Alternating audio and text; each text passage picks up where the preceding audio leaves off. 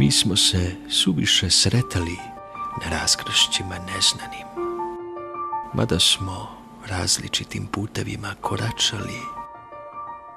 Tinjalo nebo večernje u šiprazima zvezdanim i uvek oblaci štralova sa prolećem se vraćali. Mi smo se suviše sretali, a reči rekli nismo.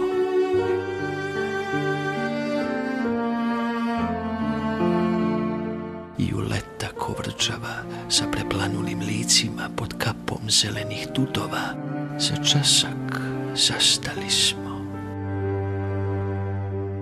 Pa onda prošli, odlutali svako za svojim vidicima.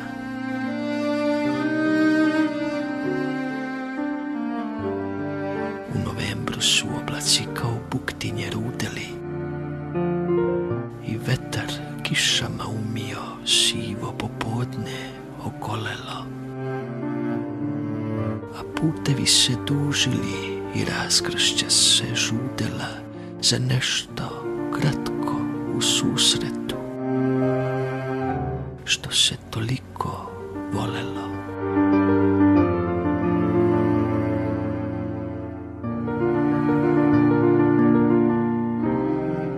U zime snežne pobelele ko tvoji isprani dlanovi. Dugo si, dugo čekala pod jablanom na smetu i vrat mi goli uvila maramom svojom lanenom, da sivokom putniku ne bude zima u svetu.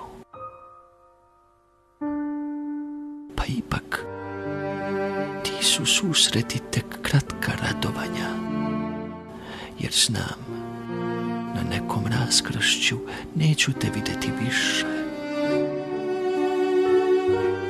Pružit ćeš nekome dlanove, prestaće putovanja i pod krov neki svratit ćeš da se skloniš od kiše.